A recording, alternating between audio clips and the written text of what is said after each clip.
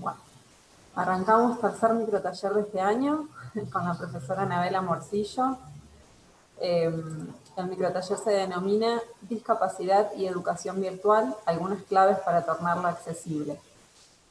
Anabela es profesora de sordos y hipoacúsicos e intérprete de lengua de señas argentino-español, coordinadora del programa de formación del área de inclusión y calidad de vida de la UNL desde el año 2008 que se desempeña allí. Y bueno, hoy nos acompaña generosamente, ya habíamos empezado a trabajar en combinación con el área hace unos años, en algunas iniciativas de formación, porque también para nosotros el tema de educación y tecnología, si no se torna accesible, vamos a estar diciendo recursos, así que también nos parecía muy importante que en este momento podamos contar con su trabajo y con su asesoramiento como para empezar a introducir un poco este tema que atraviesa de las dos modalidades de enseñanza, pero bueno, vamos a aprovechar que estamos todos en modo virtual como para poder dar algunos primeros pasos, ahora que ya nos sentimos más cercanos con las tecnologías. Anabela, te dejo la palabra. Dale, gracias Flor. Bueno, hola a todos y a todas. Antes de iniciar yo voy a hacer una pregunta, la voy a hacer en el chat.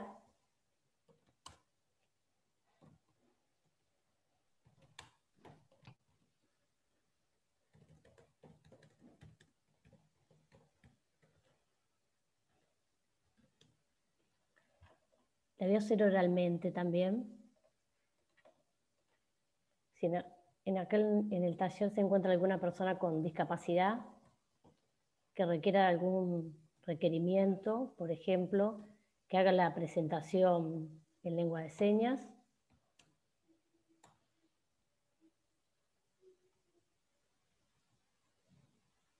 O que requiera que haga la descripción, que vaya haciendo la descripción del PowerPoint que voy a ir compartiendo.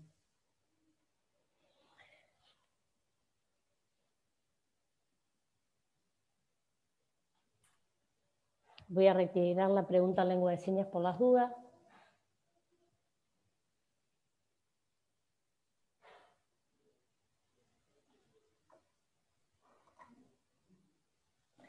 Y esta pregunta que hice, después me gustaría retomarla al final de la exposición para que podamos también reflexionar sobre esa pregunta, ¿sí? Que no siempre la hacemos y habría que pensar el por qué.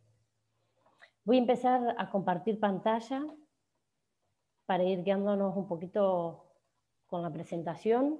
Ustedes me dicen si se ve bien. Lo pueden ir poniendo en el chat, no hay problema. Es perfecto, es perfecto. Dale. Gracias, Flor.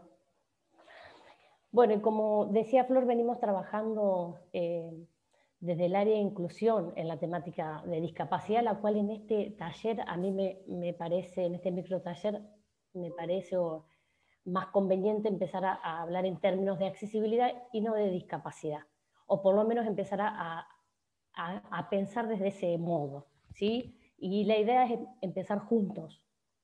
¿Por qué desde ese modo? Como decíamos, el microtaller lo denominé discapacidad y educación virtual y empezar a pensar juntos algunas claves para pensar esta educación virtual y tornarla accesible.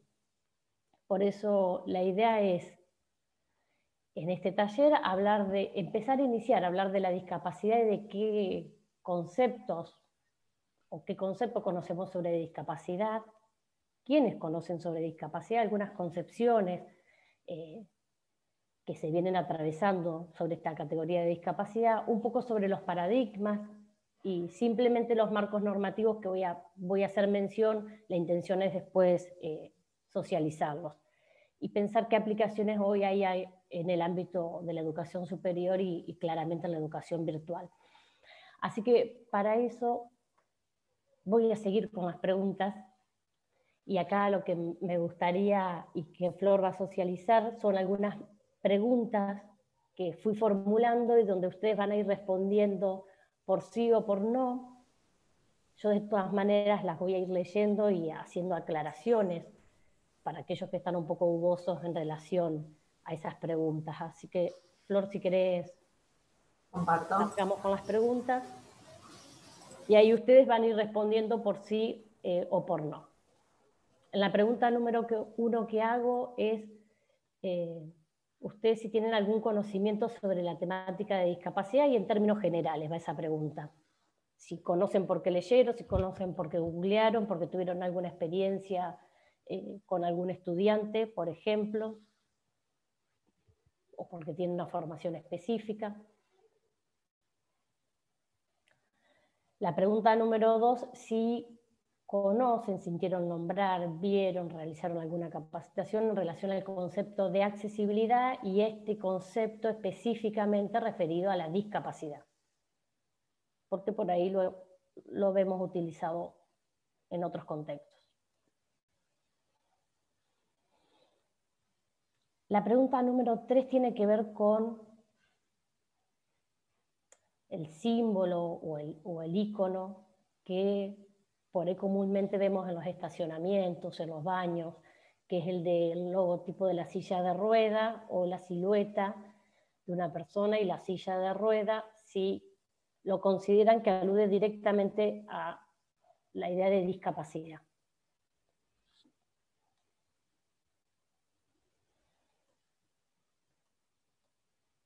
La siguiente tiene que ver si conocen algún otro símbolo que pueda identificar a la discapacidad, o que ustedes sienten que al verlo identifica directamente a la discapacidad.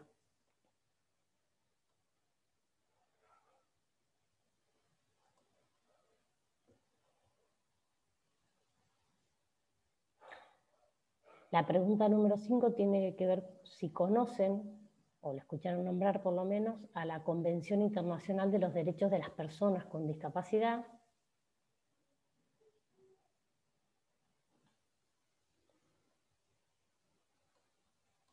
Y si les resulta, la última, si les resulta familiar el concepto de ajustes razonables.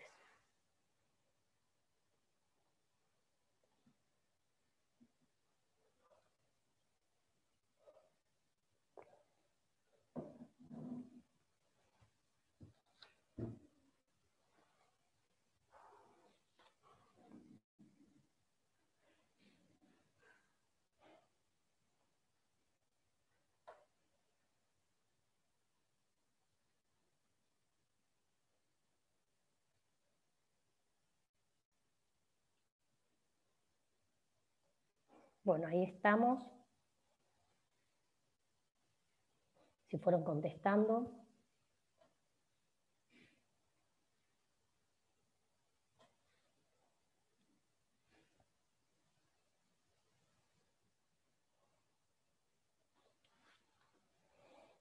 Vos, Flor, decime si ya está eso, si hay resultado.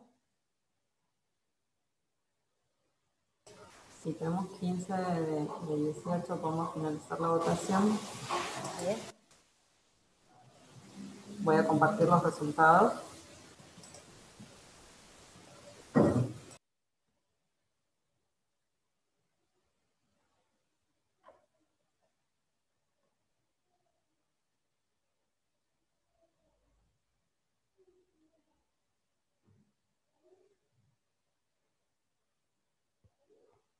Bien. Estamos.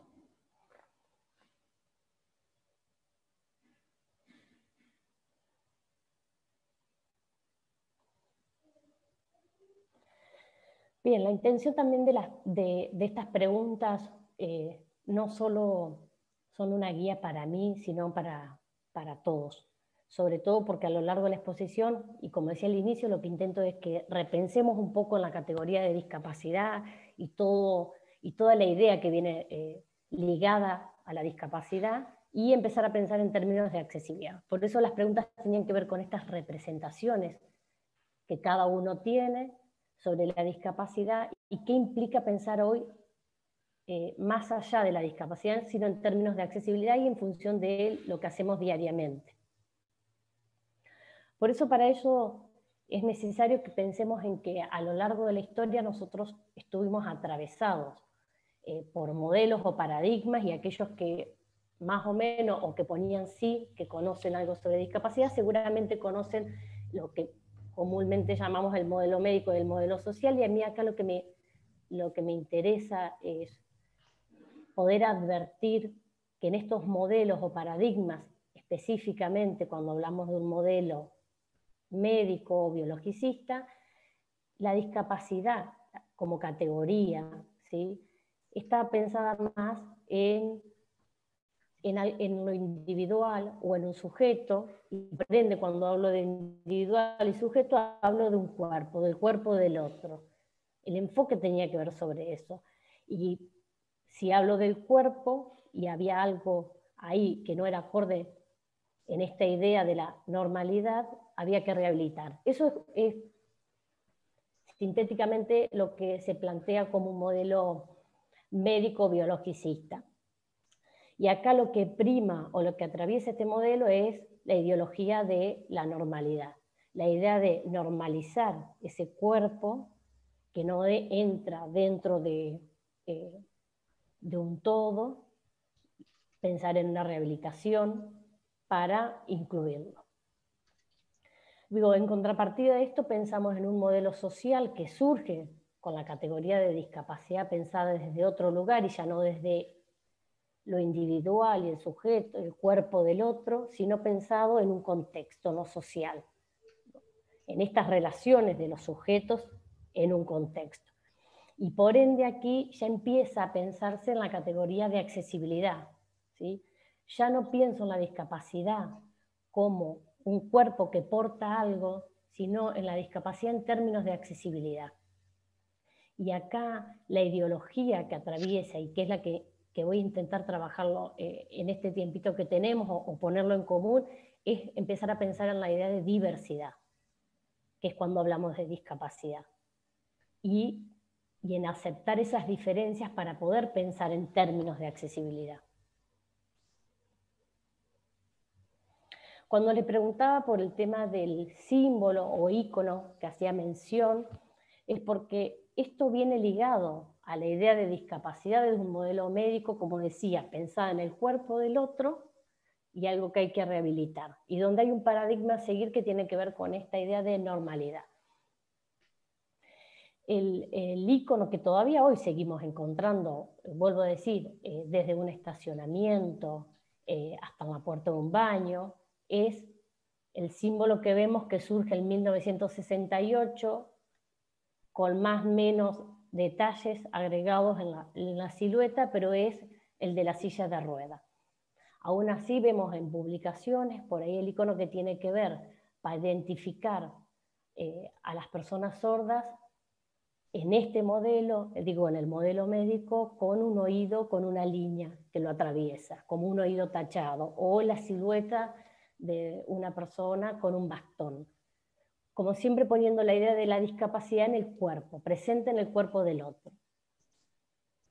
Y el logo que intento presentarles ahora, compartir, sobre todo con aquellos que no lo conocen o que lo han visto pero por ahí no conocen el significado o la construcción del símbolo, es el símbolo de accesibilidad.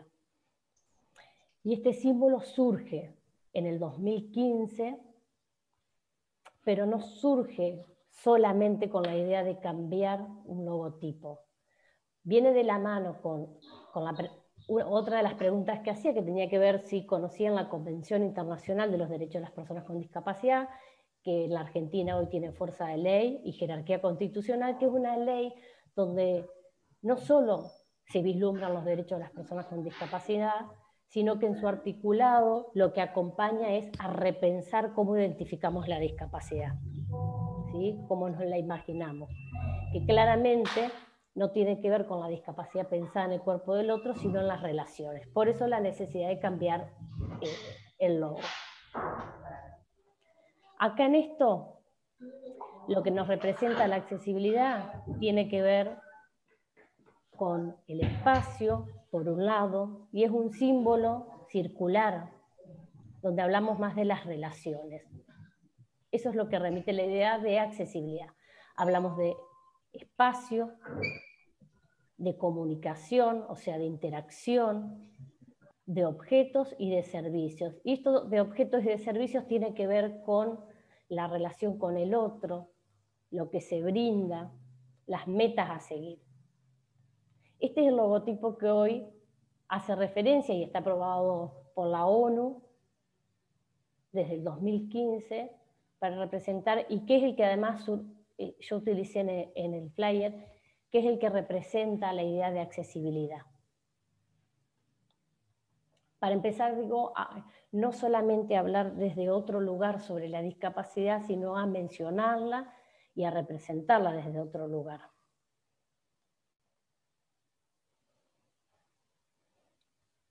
Como les decía en la diapositiva anterior, de estos modelos médicos o modelos sociales, lo que yo intento hacer en este microtaller es que podamos reflexionar un poco, y por eso hacía esas preguntas, y sobre todo esa pregunta inicial, si había alguna persona con discapacidad y que requería algún ajuste razonable, que después lo vamos a pensar así, en esos términos, es porque a lo largo de la historia se han producido, sobre todo dentro del sistema educativo, y digo el sistema educativo porque es el lugar donde estuvimos o nos encontramos todos lo tenemos en común, sobre todo cuando hablo de la escolaridad obligatoria.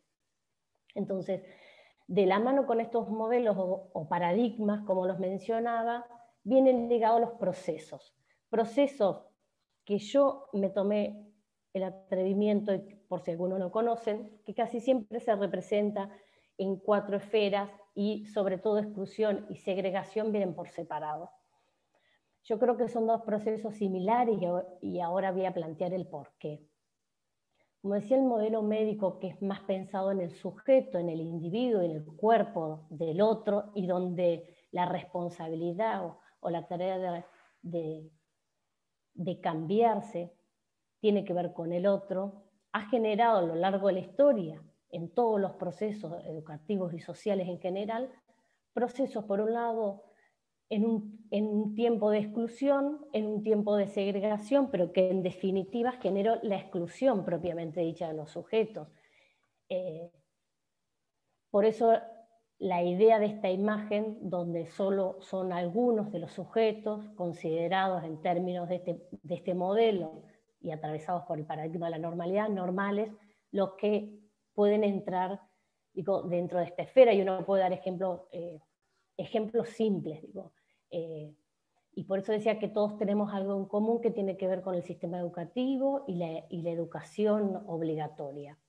Digo, los inicios de las escuelas y las primeras escuelas llamadas normales, con ese objetivo de homogenizar. Y acá no solamente va directamente relacionada a la discapacidad, pero sí a la idea de exclusión. Homogenizar hablo en una única lengua, particularmente en un país como el nuestro, donde hablamos de inmigrantes, ¿no? Entonces, ahí voy con la idea de exclusión, ¿sí? Que son las primeras ideas donde uno empieza a pensar la homogenización educativa, pero en términos de exclusión, o esa exclusión solapada.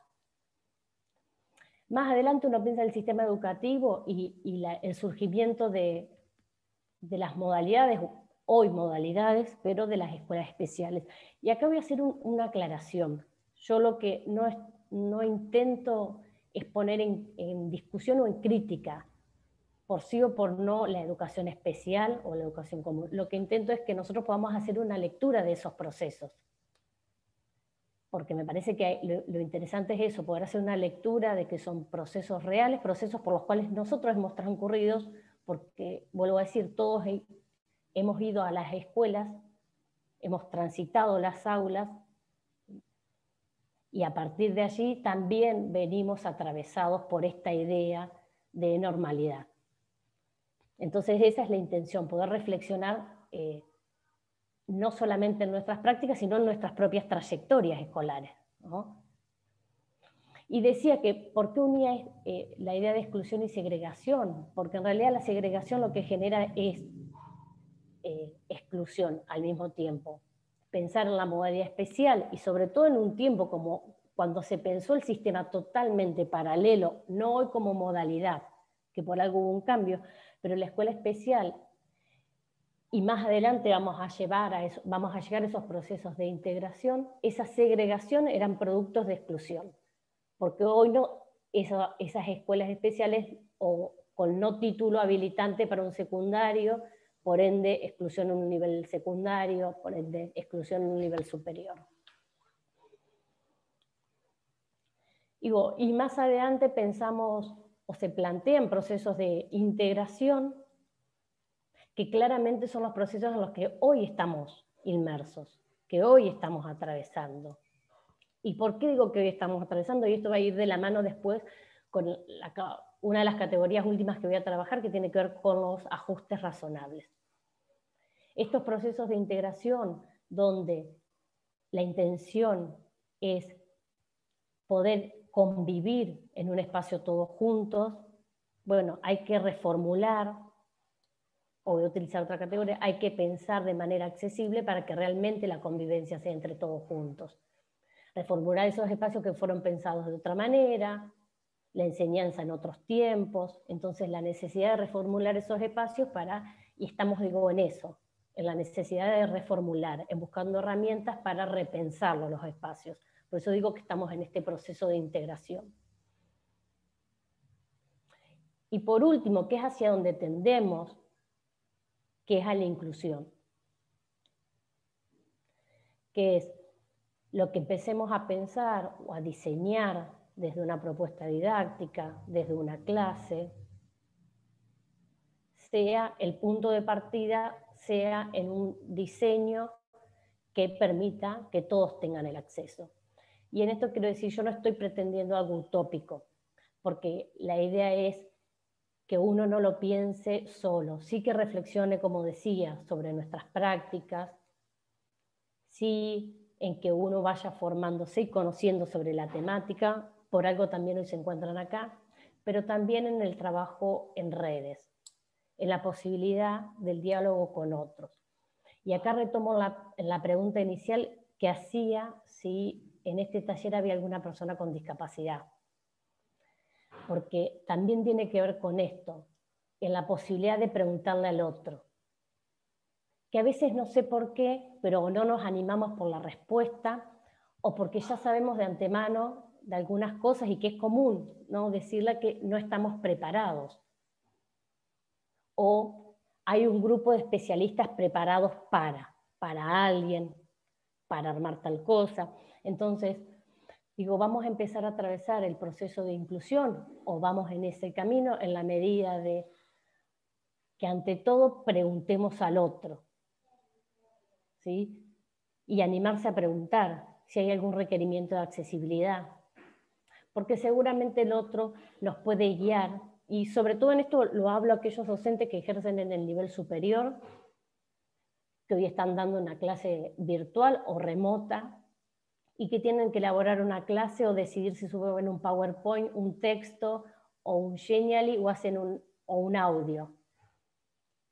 Porque por ahí son pequeñas cosas que con la simple pregunta uno puede repensar cómo lo ofrece. Y a veces cuando uno no cuenta con los recursos, porque eso también sucede, también saber referenciar, y eso me parece que es lo importante. Buscar el vínculo con otras instituciones. Como decía Flor y me presentaba, yo soy parte del área de inclusión y calidad de vida de la UNL. Entonces es importante que por ahí uno pueda referenciar para aquello que todavía yo hoy no puedo ofrecer cuando logro hacer esta pregunta y no puedo responder, sí puedo referenciar. Entonces es la idea de empezar de otra manera. Seguramente no a la que estábamos acostumbrados, pero empezar a preguntar y a conocer quién tengo del otro lado, ¿sí? Porque seguramente las respuestas no solo me van a permitir un montón de dudas y desconocimientos que voy a tener que empezar a repensar y contactarme, sino seguramente la respuesta tenga que ver con decirme qué tipo de aplicación o sugerencias, hasta de los propios estudiantes, puedo utilizar. Así que en eso aliento al no miedo a preguntar. Y en función de esto, digo, y esta idea que intenté hacer rápidamente en pensar cómo estas categorías de exclusión o segregación por un lado, estos procesos de integración que intentamos llevar adelante para generar realmente una inclusión, vienen de la mano con lo que me parece que es sumamente importante pensar, que es en términos de accesibilidad. Digo, y cómo la accesibilidad, como lo planteo acá, se va a volver indispensable para poder equiparar oportunidades. Y ya no hablo de la discapacidad en el cuerpo del otro, en el que no puede, el que va a poder de otra manera, sino en qué acciones yo puedo hacer, qué modificaciones yo puedo hacer que seguramente tornen accesible una clase, un vínculo. Y acá sí llego con este concepto que algunos contestaban que sí conocían y otros que no, que tiene que ver con los ajustes razonables. Muchos asocian el término este de ajustes razonables con las adaptaciones curriculares, ¿no? Que es un concepto muy común utilizado, o la adaptación en general, en las escuelas. Y a veces la manera de nombrar no es casual, ¿no? La convención, para aquellos que no lo conocen, la intención después del taller es socializar la información que estoy planteando, socializar no solo la convención, sino algunos aportes para dejarlas a ustedes. La convención, además de tener una fuerza legal y un marco que nos permite plantear desde otro lugar la discapacidad, nos da varias definiciones, y una de ellas tiene que ver con los ajustes razonables. Digo, y estos ajustes razonables son los que me permiten hoy hacer pequeñas modificaciones en mis prácticas, ya sea remitirme una pregunta para conocer al otro, ya sea en pensar en ciertos dispositivos o ciertos formatos de contenidos para tornarlos accesibles, para realmente lograr esa inclusión que es a la que aspiramos, o lo que hoy también se llama el diseño universal, empezar a pensar en términos universales, ¿sí? Que en su contenido implique pensar un espacio donde puedan acceder todos, que tenga múltiples formatos.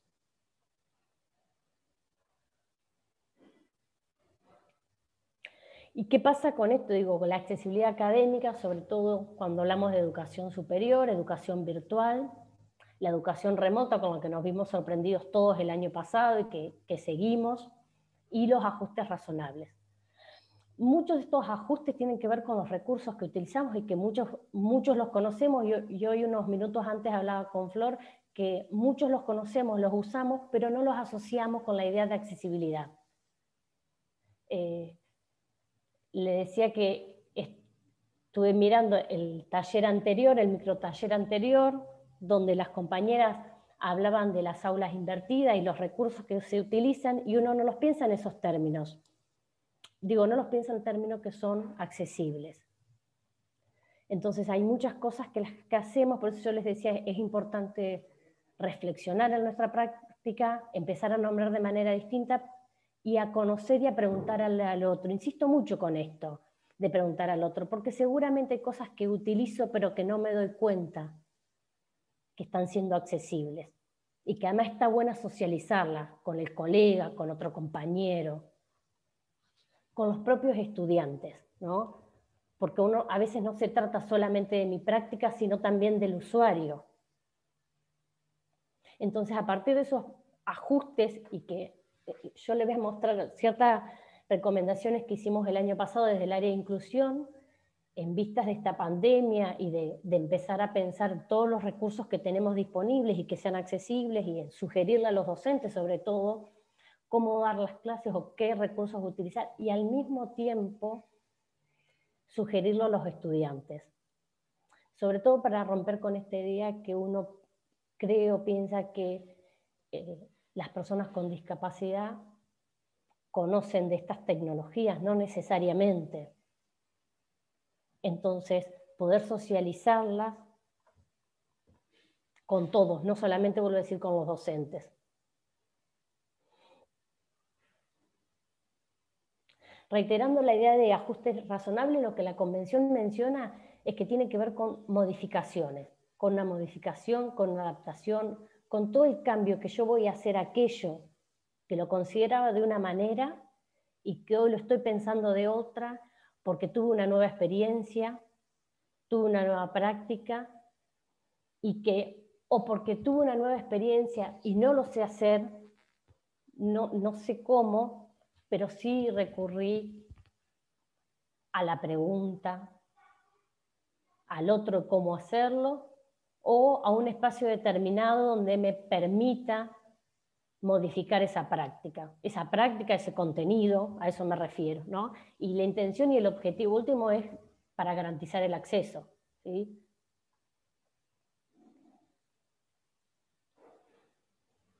Entonces, en la medida que nosotros vamos haciendo estos pequeños aportes que a veces tienen que ver con pequeñas modificaciones a la hora de pensar una propuesta educativa, pensar la selección de ciertos textos o cómo los socializo, tiene que ver con la idea de hacer ajustes razonables y que seguramente después los voy a ir incorporando a mi práctica, ¿no? Y así un colega, así los propios estudiantes, para realmente tender a lo que tiene que ver con un diseño universal. Y cuando hablamos de diseño universal es para que todos puedan estar accediendo sin la necesidad de que estemos pensando alternativas para algunos.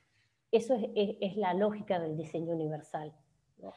Que uno no esté pensando en cuestiones de segregación y paralelas, sino en la lógica de un acceso a la educación y que haya múltiples posibilidades.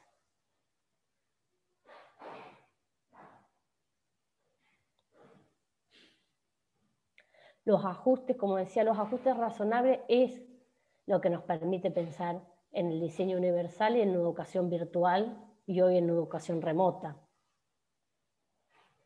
Esta captura de imagen que, como les decía, después la voy a socializar porque permite linkear donde está cada una de las herramientas y descargar las aplicaciones.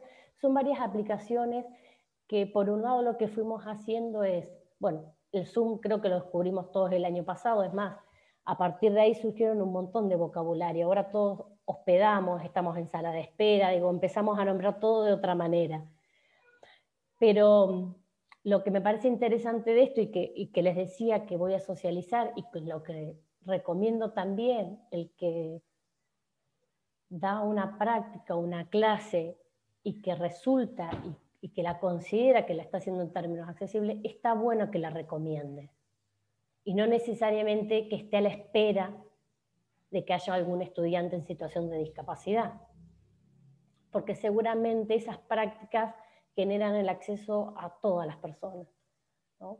Entonces, estas aplicaciones, les decía, y no solamente para que las utilice el docente, nosotros lo que hicimos fue socializarlas con los docentes y con los propios estudiantes, que no necesariamente los estudiantes conocen de ciertas aplicaciones que hoy se pueden bajar de un celular o en la misma compu.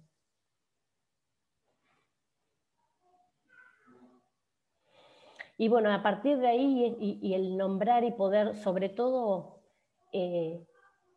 conocer ciertas herramientas, como les decía, en el taller anterior se nombraban ciertas herramientas, pero no se pensaban que a su vez eran accesibles, ¿no?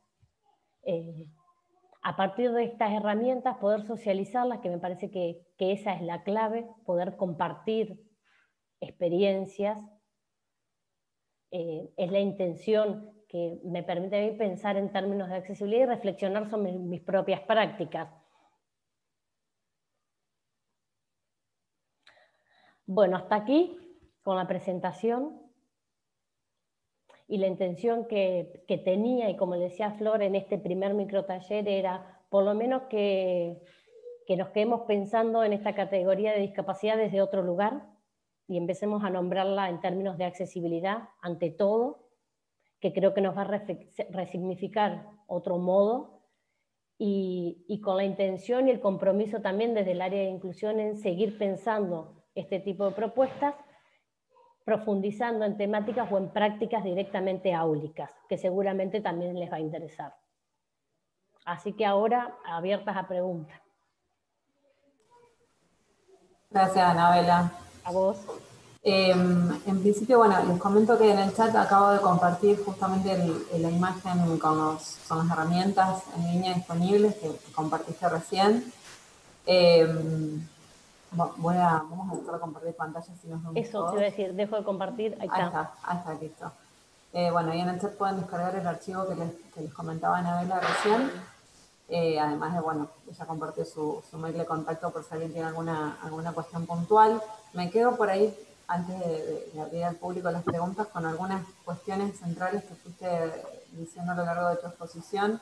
En principio, siempre recordar que el acceso no garantiza la accesibilidad a los contenidos, que nos tiene que quedar muy claro que acceso y accesibilidad son cuestiones separadas y que hay que repensarlas, especialmente con esta, en este contexto de virtualidad donde pensamos que, bueno, subir un archivo y ya está, y no es eso, no es eso justamente, incluso para nuestros estudiantes que no tienen discapacidades, pero que sí, o sea, pueden necesitar algún tipo de adaptación. Después, pensarnos a nosotros como aprendices, pensar en trabajar nuestra alfabetización digital orientada a esto, al diseño universal, no solo diseñar experiencias de aprendizaje que tengan que ver con trayectorias para un estudiante modelo, sino que también podamos estar iniciándonos en pequeñas adaptaciones para el caso de que nos toque trabajar con estudiantes que demandan algún tipo de adaptación. Y me gustó esto que retomábamos, bueno, que lo hablamos justo antes de que empiece el microtaller, de ver las tecnologías como fuente de diversas propuestas de acceso al contenido, a las actividades, al conocimiento, al trabajo en grupo. Cómo lo podemos mirar desde la inclusión y también, bueno, ya los que trabajamos en educación, pensarlo también desde el punto de vista de las inteligencias múltiples y el desarrollo y la promoción de habilidades y competencias que no son las mismas, trabajando en formato escrito, en oralidad, con imagen, en multimedia. Entonces, bueno, y yo te iba a hacer una pregunta puntual sobre esto. ¿Cómo ves con el tema de la virtualización, de la enseñanza, bueno, en el último año y cómo estamos arrancando cómo ves el acercamiento por ahí, si cuesta más pensar en estrategias de accesibilidad en la presencialidad o en la virtualidad? ¿Cuál es tu punto de vista con respecto a eso? Mira, con la complejidad de la pandemia, digo que nos tocó atravesar a todos y en términos personales, ¿no? A cada uno de nosotros. Yo creo que la virtualidad, sobre todo en términos de accesibilidad, y esto que vos decías, no en acceso, sino en accesibilidad y en recursos, nos dejó algo positivo. En este sentido, digo que por ahí, sobre todo en la presencialidad, no nos dábamos cuenta. Yo creo que tiene que ver con eso, el no darse cuenta, el generar unas clases, sobre todo en la idea del archivo. Y digo, cuando digo archivo, de la síntesis de los contenidos y el lugar a donde yo lo puedo alojar y recurrir a ese archivo, como el apunte del estudiante. Digo, eso me parece que fue un elemento que tiene que seguir estando vigente en la presencialidad también. Y voy a dar un ejemplo concreto. Digo, cuando hay una clase en Zoom, ¿sí? y accede a un intérprete de lengua de señas, o sea, recomiendo un intérprete de lengua de señas, hoy esa clase ya queda interpretada, o sea, queda en un formato accesible, que podrá ser subtitulado, queda como un resumen de clases donde por ahí sucedía que en la clase presencial, si el estudiante, y además había toda una cuestión que antes de la pandemia no la pensábamos, ¿no? El filmar el intérprete, el grabar la clase al profesor, un estudiante ciego pedía autorización si podía o no grabar la clase o un audio. Entonces esas cuestiones en la virtualidad es como que nos olvidamos y todos podíamos grabar, archivar, descargar en nuestra compu, reeditar el video del profe. Digo, capaz que seguramente tengamos que diseñarnos o organizarnos o protocolizar. No me gusta mucho de pensar en un protocolo, pero sí seguramente repensar cómo. Pero me parece que sí tiene que quedar presente esta idea de archivo, vuelvo a decirlo, en ese contenido que esté disponible, ¿no? En esto que vos decís de accesibilidad, que esté disponible, que el docente no deje, cuando volvamos a la presencialidad, de pensar en un recurso que una clase puede ser grabada o que puede grabarse dando orientaciones de cómo llegar a un material. o cómo acceder a cierta lectura de tal material, aunque después el material lo piense en múltiples formatos, ¿no?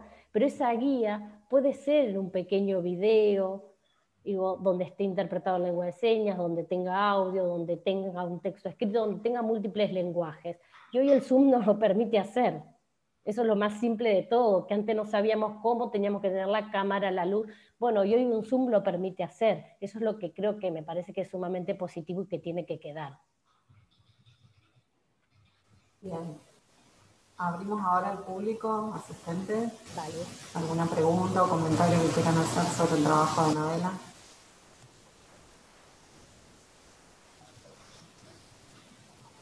Bueno, ya hemos compartido sus datos de correo electrónico. Si alguien quiere, alguno de los asistentes, comunicarse con ella por algún caso en puntual, seguramente van a poder hacerlo. En caso de alguna cátedra, Lilia siente con la cabeza, así que bueno. Y yo te hago, Anabela, otra pregunta sacada de la galera. Perdón, pero íbamos a pasar en este punto, pero como para hacer tipo resumen o tirar alguna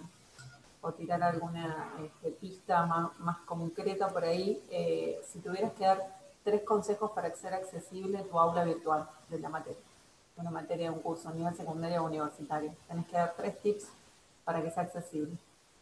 Yo creo que hay uno que es clave. Yo vuelvo con la pregunta. Todos utilizamos en el aula virtual la presentación del foro. Creo que todos empezamos nos presentamos, hola, soy tal, y utilizamos el foro. El foro no es un recurso muy accesible que digamos, y hoy surgieron otras cosas. Me parece que, por ejemplo, pensar en otras, sobre todo digo el inicio, en estas 3 que vos me decías, en tres formas, digo, yo pensaría en la primera, que es, vuelvo a decir, conocer al otro, conocernos, digamos, con quién estoy. Entonces, no hacer un foro, sino, por ejemplo, utilizar otro recurso que puede ser un muro colaborativo, un Paddle, que le permita al otro, ya sea subir un texto y presentarse, subir un audio presentándose, ya instalar la idea de presentarme en otros lenguajes, subir un video.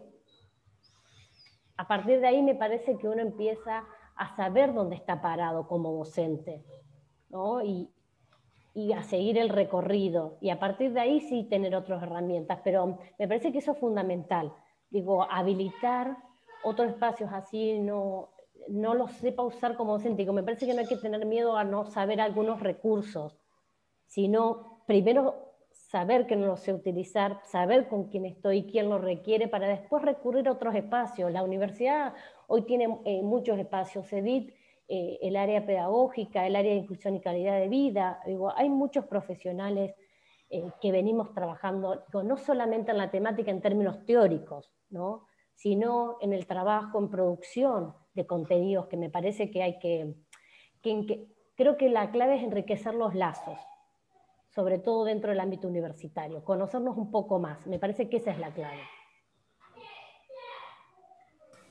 Bien.